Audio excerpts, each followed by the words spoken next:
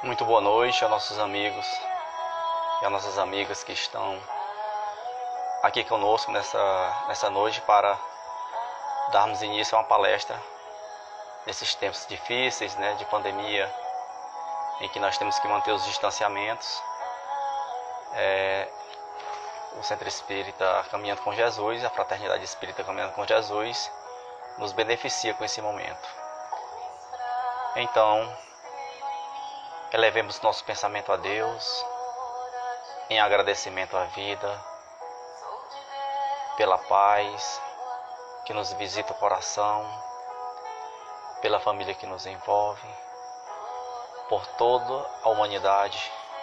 Pedimos a Deus a força para superarmos os momentos difíceis pelos quais estamos passando e que ao final possamos estarmos todos juntos, seguindo aquilo que Jesus nos ensinou.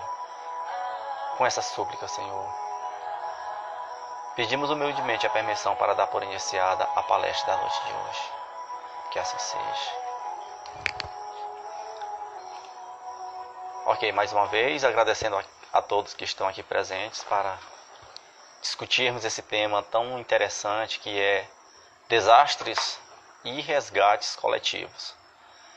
Então, num momento tão propício como esse para discutirmos algo tão atual e tão presente em nossa vida, que são os desastres, e os resgates coletivos. Quando acontecem essas grandes tragédias, nós nos perguntamos, por que isso acontece, Qual a finalidade da justiça divina em nos possibilitar e nos permitir, melhor dizendo, a passar por essas grandes tragédias, com qual finalidade esses grandes acidentes acontecem? Como a justiça divina pode ser percebida nessas situações? E o mais curioso, dentre todos esses questionamentos, é nos perguntar por que determinadas pessoas escapam, ou seja, pessoas que são envolvidas por essas tragédias, grandes acidentes, e que nada lhes acontecem. Então muitas pessoas perguntam, seria então uma fatalidade? Seria coisa do destino? Seria azar? Então, nós temos inúmeros exemplos de pessoas que passaram por tragédias e que não aconteceram absolutamente nada. Então, nós poderíamos passar horas citando casos e mais casos. Eu lembro de um caso muito curioso que aconteceu no ano de 2005. Era o dia 13 de janeiro de 2005, um fato bastante curioso. Um avião sai de Bogotá e vai para Cartagena, uma cidade colombiana do Caribe colombiano. E então esse avião estava a bordo 52 pessoas. Então esse avião, logo após a decolagem, ele cai num pântano, Ele pega fogo em uma das turbinas e cai num pântano, morrendo exatamente 51 pessoas e escapando apenas uma criança de 9 anos de idade, Érica Delgado, na época com 9 anos de idade. Isso aconteceu em 2005. Então as autoridades se perguntavam como isso poderia ter acontecido, Qual teria sido, como essa pessoa poderia ter escapado de uma queda de um avião onde não houve um sobrevivente, o avião foi completamente destroçado. Então, na hora que o avião estava em queda livre, ela foi sacada e caiu numa região pantanosa, sobrou em salsas, sobre umas plantas, e terminou não acontecendo absolutamente nada com essa criança. Então, como é que nós explicamos isso? Como essas pessoas podem passar por essas situações e nada lhes acontece? Então, o que nós podemos entender é que esses desastres que envolvem um número grandioso de pessoas, eles têm uma finalidade em si mesmo. Ou seja, são resgates coletivos, ou seja, esse é um termo, é um conceito utilizado para explicarmos um tipo de acidente onde envolve um grupo considerável de pessoas, de espíritos encarnados, e que por algum motivo esses espíritos estão se reestruturando, se realinhando, digamos assim, na sua jornada espiritual. Então nós temos a plena certeza que Deus está acima de todas as coisas. Deus é quem comanda. Então nada acontece no universo sem a permissão de Deus. Embora muitas coisas aconteçam sem que Deus não é que Deus queira que muitas coisas aconteçam, Deus permite. E os acidentes, as grandes catástrofes, elas acontecem exatamente para nos realinhar. Allan Kardec estabelece e nos esclarece perfeitamente a respeito dos resgates coletivos no Livro dos Espíritos. E Leon Denis, no livro O Problema do Ser, do Destino e da Dor, ele nos dá uma explicação muito interessante a respeito desses resgates. Ele diz que geralmente essas mortes, né, essas existências, melhor dizendo, né, já que nós gostamos sempre de dizer que o conceito de morte é um conceito que não se aplica à vida, porque a vida é um dom de Deus. E uma vez nós inseridos na vida, jamais nós sairemos dela. Então a morte, do ponto de vista biológico, nada mais é do que uma extinção das forças vitais que compõem o nosso corpo. Então, nós podemos abrir esse parênteses aqui e explicar que quando nós voltamos para o mundo dos mortos, e a gente abre umas aspas, e que nos deparamos com essa nova realidade, nós nos sentimos muito mais vivos do que quando vivo nós nos considerávamos. Então, como diz aquela famosa oração atribuída a Francisco de Assis, é morrendo que nós vivemos, né? Então, Leon Denis explica para nós que quando nós cessamos, né, quando nós interrompemos de maneira inesperada a nossa existência corporal por um acidente coletivo, geralmente ela é na verdade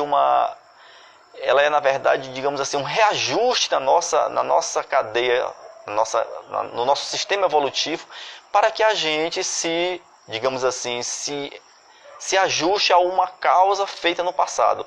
Então essas criaturas que têm morte prematuras e violentas pelos desastres coletivos, geralmente estão, digamos assim, se realinhando.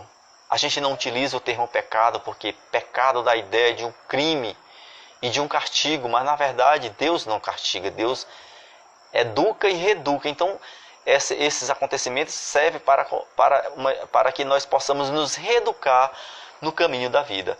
Então Leon Denis explica muito bem nessa obra O Problema do Ser, do Destino e da Dor. Um livro, uma brochura pequena, um livro pequeno, mas que traz uma profundidade, uma visão a respeito da vida muito considerável. Em 1961, a respeito desses grandes desastres, né, nós tivemos um circo na cidade de Niterói, uma cidade do Rio de Janeiro, né, do estado do Rio de Janeiro, o Gran Circo norte-americano, que no dia 17 de dezembro de 1961, ele contava com aproximadamente 3.000 pessoas dentro da arena, quando um funcionário revoltado com a situação de dispensa do patrão, ele resolve tocar fogo no circo. Então, morreram ou seja, desencarnaram mais de 500 pessoas, e 70% desses desencarnes foram justamente de crianças. Então, em uma sessão mediúnica, o espírito Humberto de Campos explica pela mediunidade segura de Chico Xavier que aquelas criaturas que ali se reuniram no Gran Circo norte-americano, na cidade de Niterói, na verdade eram criaturas que haviam contraído débitos ou haviam, digamos assim, se desviado nas suas condutas em encarnações passadas, ou seja, no ano 177 da era cristã, para vermos como a coisa funciona. No ano 177 da era cristã, Humberto de Campos nos explica que na cidade de Lyon, hoje, atualmente na França, estavam preparando digamos, as recepções para um grande general chamado de Lúcio Galo, que era um grande general, um famoso general do imperador Marco Aurélio. Então, naquela época era muito comum se sacrificar cristãos, se sacrificar escravos, se sacrificar prisioneiros de guerra nas grandes arenas. Então era algo estarrecedor para os conceitos atuais. Então abria-se um circo, uma arena de circo, uma espécie de campo de futebol, e deixavam pessoas dentro para serem devoradas por fera, para lutarem até a morte, para serem queimadas vivas. Enfim, era uma série de situações. Então eles queriam fazer um espetáculo à altura daquele general de Lúcio Galo. Então eles reuniram uma quantidade gigantesca de crianças e de velhos, principalmente, e também mulheres, todos cristãos, que eram perseguidos à época, e então resolveram atear fogo nessas pessoas vivas para o deleite do general e para a grande satisfação da plateia. Então queimaram uma quantidade gigantesca de criaturas. Então Humberto de Campos nos explica que quase 2000 anos depois, na cidade de Niterói, no estado do Rio de Janeiro, essas criaturas, ainda com débitos, ainda com esses ressentimentos do passado, se reuniram nesse circo, e o circo pegou fogo, e mais de 500 pessoas vieram a desencarnar naquele momento. E lembrando que 70% dessas criaturas eram crianças. Então nós podemos entender que, por mais estranho que pareça um desastre, como nós tivemos agora em 2004, a grande tsunami de Sumatra, a grande tsunami asiática, que dizimou a quantidade gigantesca de pessoas, que teve o desaparecimento de um tanto número. Então a gente fica chocado com aquelas mortes, com aquelas pessoas que desencarnam, mas nós não entendemos o que está por trás de cada criatura daquela. Porque às vezes a gente não entende no presente, mas quando nos é aberto o olhar para o passado, nós temos uma compreensão ainda melhor. Então os desastres, os grandes desastres, sejam eles naturais ou provocados pelo homem, só vai atingir aquelas pessoas que de algum modo tenham algum resquício no passado. A gente pode se perguntar de uma maneira, digamos assim, dualista, né? Quer dizer então que alguém que queimou alguém no passado vai ser queimado nessa encarnação? Alguém que assassinou alguém por espancamento será assassinado nessa encarnação por espancamento? Nós devemos entender que isso não é uma verdade. A justiça divina encontra meios para nos fazer realinhar a nossa jornada, para nos fazer realinhar a vida, porque Deus encontra sempre uma maneira de nos colocar a caminho novamente do seu encontro. Como disse Jesus, esses desastres, eles só encontram aquelas pessoas que de alguma forma têm alguma ligação. Como disse Jesus, a cada um, no livro de São Mateus, no capítulo 16, aproximadamente pelo versículo 27, Jesus dizendo: a cada um será dado segundo as suas obras. Então, tudo aquilo que nós fazemos em detrimento ou em consequência do malefício do nosso próximo, voltará para nós também da mesma maneira. Não da mesma forma, porque seria muito cruel se matamos, como dissemos, se assassinamos alguém por esfaqueamento.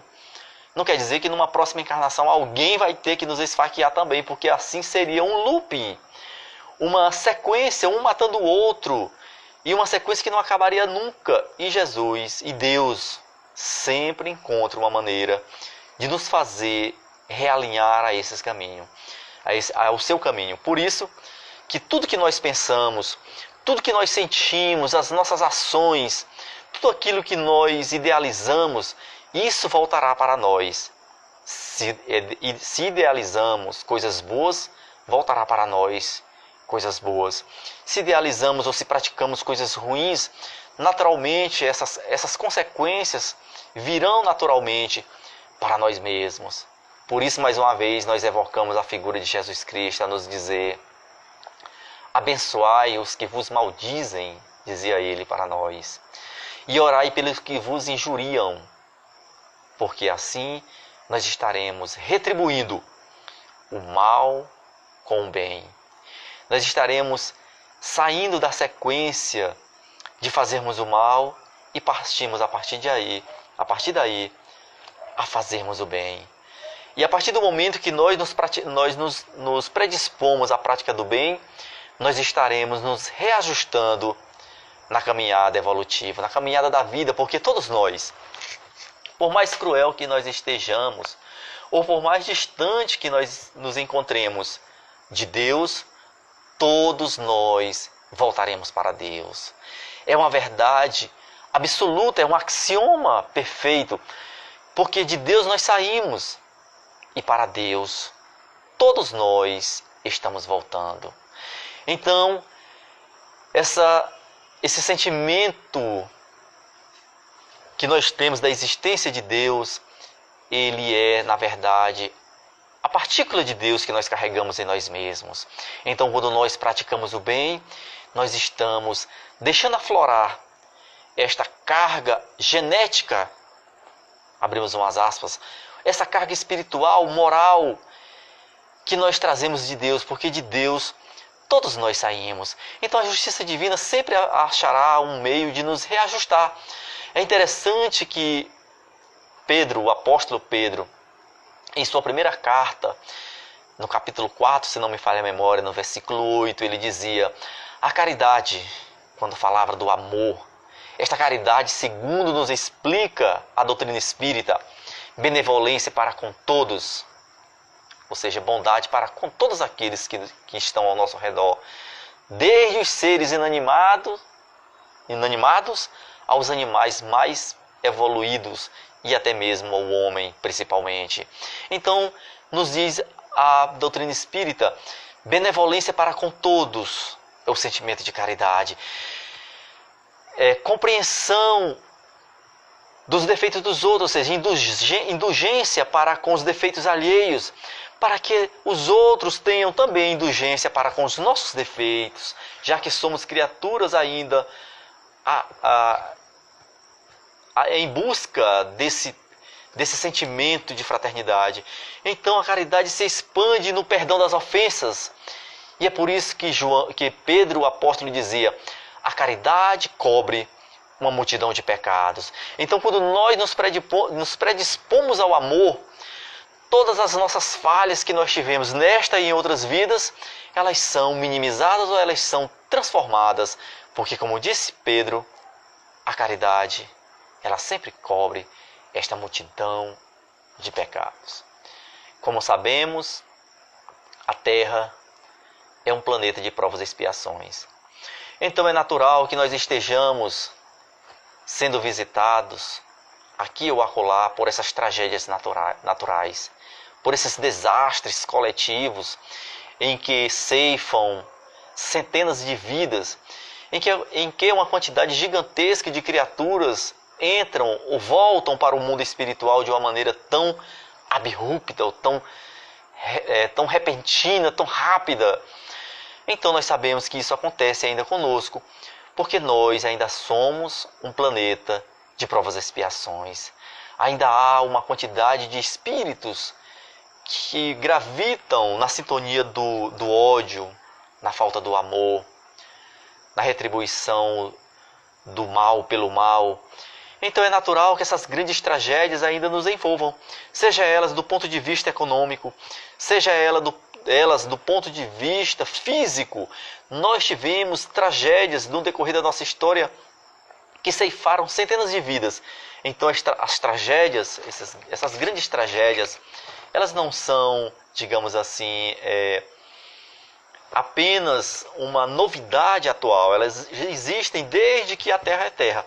Para termos uma ideia, já que a nossa civilização segue o procedimento, segue os padrões grego-romanos. Para termos uma ideia, no ano 79 da era cristã, 79 depois de Cristo, uma cidade, hoje na Itália, Pompeia, extinta, habitada por uma quantidade gigantesca de pessoas. Um determinado vulcão deu sinais de vida e numa noite ele explode, levando uma quantidade gigantesca de pessoas ao desencarne. Então foi ali um desastre coletivo que levou ao desencarne de uma quantidade gigantesca de pessoas. Então assim nós tivemos no decorrer da história inúmeros exemplos, nós poderíamos citar inúmeros exemplos desses desastres. Por exemplo, no ano de 1755, Lisboa foi assolada por um grande terremoto. Esse terremoto chegou a matar aproximadamente, ou chegou a levar ao desencarne, preferimos usar o termo desencarne ao termo morte, já explicamos que desencarnar significa abandonar a carne e morrer significa extinção. E o conceito de morte não se coaduna ou não combina com a criação da obra de Deus. Então desencarnou aproximadamente 90 mil pessoas nesse desastre, nesse grande terremoto acontecido no ano de 1755. Esse terremoto levou o Estado então de Portugal à época, que era o Estado que gerenciava o Brasil, a sua quase que total falência, empurrando um pouco mais a vinda da família imperial para o Brasil no ano de 1805, 1804 aproximadamente. Então, no decorrer da história, nós tivemos inúmeros exemplos. No ano de 1347 até o ano de 1351, a Europa e parte da Ásia foi assolada por uma grande doença, a peste bubônica ou peste negra, que contaminou aproximadamente 50% da população daquela época, levando ao desencarne de mais de 50 milhões de criaturas. Então foi uma devastação, em que as pessoas imaginavam que aquilo era a punição de Deus. E nós sabemos, como disse João, o evangelista, Deus não pune, Deus educa e reeduca, porque João evangelista nos dizia e nos diz: Deus é amor. E Jesus explicava: Deus é Pai, Deus é Espírito, e Deus ouve aqueles que o escutam em espírito e em verdade.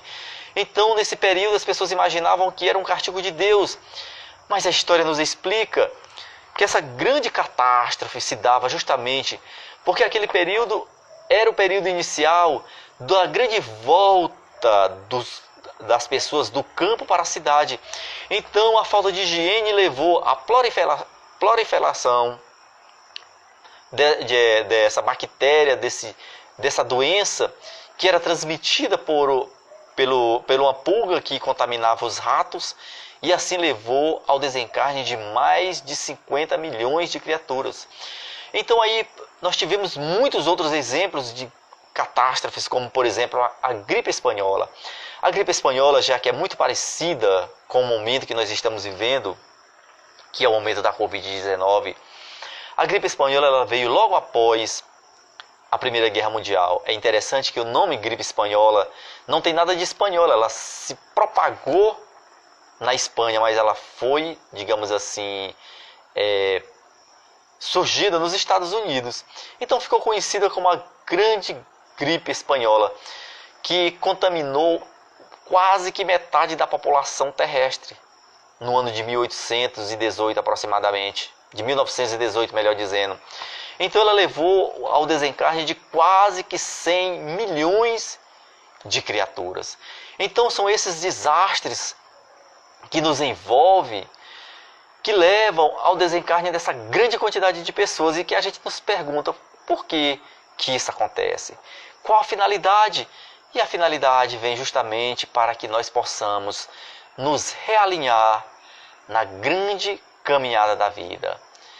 Jesus nos explica que no final dos tempos, quando essa grande era tivesse acabado, ou seja, quando os tempos tivessem chegado ao fim, nós poderíamos ser visitados por uma grande quantidade de coisas. Então essas grandes manifestações se dão justamente por esses acontecimentos que assolam o planeta Terra. Diz Jesus no capítulo 24 do livro de São Mateus que nós reconheceríamos o final dos tempos justamente quando nós começássemos a perceber o grande sacrilégio de que fala o livro de Daniel. E se nós formos observar, a figura do Cristo nos dias atuais, ela nunca foi tão, digamos assim, desfigurada. Então as pessoas tentam a qualquer custo levar a figura de Jesus ao ridículo. Então talvez estejamos vivendo a era do grande sacrilégio, em que a figura de Jesus é posta a toda prova para que nós possamos esquecer essa personalidade que norteia nossas vidas. Então Allan Kardec, no capítulo 17 do livro A Gênese, no item 58, ele nos explica que o fim do mundo, na verdade, aquele fim que a gente pensa que é a extinção do planeta Terra, nada mais é do que a extinção de um velho mundo, um mundo governado pela incredulidade, um mundo governado pela cupidez, um mundo governado por todas as más paixões. Para termos uma ideia, nós não temos ainda uma noção do momento pelo qual nós estamos passando. Nós só saberemos analisar, porque fatos históricos nós só saberemos analisar à medida que a gente se afasta dos fatos. Então nós não temos muita noção do que está acontecendo conosco no momento. Mas nós podemos perceber a quantidade de criaturas que se aproveitam, ou seja, que se aproveitam da fraqueza dos outros para aplicarem golpes.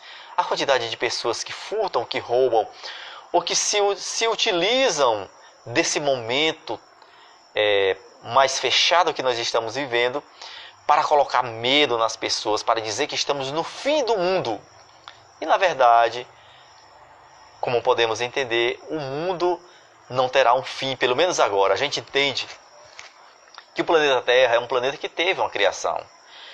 Os cientistas nos dizem, não exatamente com esses números, mas aproximadamente com estes números, que nós temos por volta de 4 ou mais ou menos 5 bilhões de anos.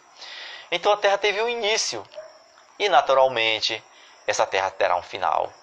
Mas por incrível que pareça, este final não vai ser da noite para o dia com uma grande explosão ou com a Terra pegando fogo.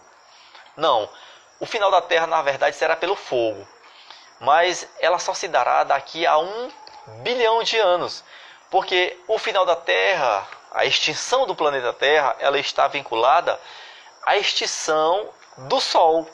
Ou seja, quando o Sol que é uma estrela, se não me falha a memória, de quinta grandeza, quando o Sol chegar ao final da sua existência, que ele teve um começo, tudo que é material há de ter um começo e naturalmente um fim. A única coisa que não terá fim é exatamente o Espírito, e quem não teve início nem fim é Deus. Então tudo que é matéria se extingue e o Sol se extinguirá um dia. Mas a extinção do Sol só se dará daqui a 1 bilhão de anos. Então nós ainda teremos muito chão para percorrer, ainda teremos muito exercício para fazermos em consequência da valorização da vida na Terra. Então a Terra não será extinta, mas será naturalmente transformada. Transformada no sentido de dizer que as criaturas que habitam esse mundo hoje, ainda revestidas pelo ódio, pela ignorância, pelo rancor, não mais habitarão a Terra daqui a uns dias. Então este é, nos dizeres de Allan Kardec, do capítulo 17 do livro A Gênese, o último livro da codificação espírita, publicado por Allan Kardec, ele nos explica que é o fim desta era. Então nós vivemos nessa transformação. Por isso que as forças negativas da vida cercam tanto a criatura, a figura de Jesus Cristo. Então nós encontramos Jesus na figura de um travesti. Não que os travestis não tenham todo o nosso respeito. Nós encontramos Jesus transfigurado na aparência de uma criatura humana, ou seja, transbordados para o Cristo todos os sentimentos negativos e materiais do comportamento humano. Então este é um momento em que nós cristãos deveremos estar atentos para não entrarmos nesse sistema em que tenta desvalorizar a figura do grande Messias. Jesus não é para nós essa figura mística, mitológica lá distante. É uma figura próxima de nós. É aquele irmão mais elevado que veio até a terra, nos dizeres de Paulo de Tarso, que se fez homem biologicamente, como todos nós, exceto no pecado. Porque Jesus é um espírito sem nenhuma mácula na sua existência, ou seja, É um espírito que atingiu o mais alto grau da evolução espiritual. E veja o que esta grande figura, que para nós representa a modelia, nos diz: tudo que eu faço, vocês também poderão fazer, e poderão fazer muito mais. Então o livro de Daniel nos diz que é o momento do grande sacrilégio, onde as paixões humanas são revestidas, são transportadas para a personalidade de Jesus. Jesus que nos dá uma grande dimensão da vida. E no capítulo, como dissemos, no capítulo 24 do livro de São Mateus, ele nos explica que tudo isso viria a acontecer, iria um dia acontecer. E nos assegura dizendo que todos aqueles que se conservarem na fé, ou seja, todos aqueles que mantiverem em si a certeza de que Deus é quem comanda o universo, todos esses serão salvos. Ou em outras palavras, significa dizer que todos aqueles que não se envolverem por esses momentos tão, digamos assim, difíceis pelos quais estamos passando, não carregaremos nenhuma mácula conosco. Então é uma explicação muito lógica para entendermos que as grandes catástrofes, que os grandes desastres que acontecem, eles acontecem para que nós possamos nos realinhar na grande caminhada ao qual nós estamos passando. É interessante que nós ouvimos tudo isso, mas nós sabemos o quanto é difícil passar por um desastre natural. Como é difícil a gente perder um ente querido, porque a nossa situação evolutiva é uma situação ainda muito fraca. Nós ainda entendemos que os valores materiais são os valores que norteiam a vida, esquecendo-se nós que esta vida material pela qual nós estamos passando é apenas um relâmpago, um estalar de dedos, um piscar de olhos na trajetória da nossa verdadeira vida. Então esses desastres, quando eles nos atingirem, que nós possamos ter a paciência de entendermos que se nos atinge é porque naturalmente Deus assim permitiu. E se Deus assim permitiu, é porque aquilo é bom para nós mesmos. Como dizia Jesus, Deus sabe exatamente do que nós precisamos. Porque muitas vezes na nossa visão infantil, na nossa infantilidade espiritual, nós pedimos algo grandioso e esquecendo que esse algo grandioso poderia ser a causa de um desastre ainda maior para nós mesmos. Que nós possamos, ao sermos tocados, ao sermos envolvidos por uma catástrofe, por um desastre, seja ele de ordem natural ou provocada pelo homem, que nós possamos manter a nossa fé sempre plena e a confiança de que Deus é o grande maestro desse concerto que é a vida. E neste momento em que nós estamos vivendo essa pandemia mundial, que nós ainda não sabemos avaliar, que nós possamos ter a paciência necessária, não cairmos no julgamento equivocado e termos a certeza que nós ultrapassaremos tudo isso. As repercussões financeiras que isso trarão para as nossas vidas, nós ainda não temos a dimensão de como se resolverá. Mas uma coisa, o verdadeiro cristão é convidado em todos os momentos da vida, e principalmente nos momentos difíceis, nos momentos das grandes catástrofes, que é manter a sua fé plena, a sua fé firme, a confiança em Deus, na sabedoria divina.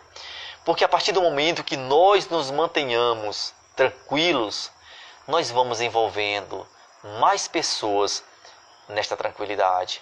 A partir do momento que nós disseminamos o amor, a fraternidade, a compreensão, o carinho, nós estaremos envolvendo mais pessoas nesse carinho e fazendo com que outras pessoas assim também se predisponham a praticar esse carinho. Que Deus, que é o nosso Pai de infinita bondade, nos permita a força necessária para lançarmos uma visão muito mais ampla a respeito da vida e entendermos que os desastres que nos visitam, sejam eles naturais ou provocados pelo homem, por nós mesmos, eles são consequências da nossa jornada evolutiva. Que nós possamos ter a fé, que nós possamos ter a força, que nós possamos ter a confiança naquilo que Jesus nos explicou. Deus é Pai, disse Jesus para nós. E um pai nunca ofereceria uma serpente quando o filho lhe pedisse um peixe. Um pai ou uma mãe nunca ofereceria uma pedra quando o filho lhe pedisse um pão. Então, se nós, humanos, somos capazes de atos tão grandiosos, o que não esperarmos do Pai Celestial? Que a nossa força seja suficiente para superarmos todas as nossas dificuldades. E que possamos, nesses momentos difíceis, nós ainda não sabemos se é uma catástrofe natural ou artificial, essa que estamos vivendo da pandemia, mas que possamos ser, neste momento, os multiplicadores do amor, da paz e da fraternidade.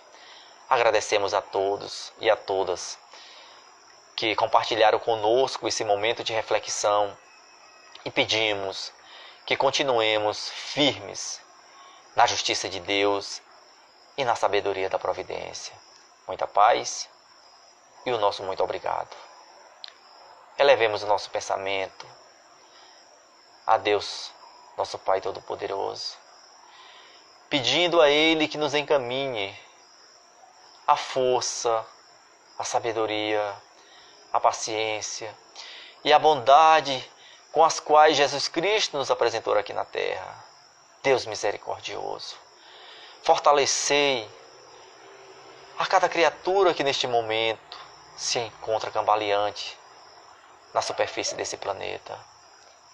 Nos dará a força necessária, Pai, para superarmos as nossas dificuldades e nos faça, Senhor, agentes do amor e da fraternidade aqui na terra.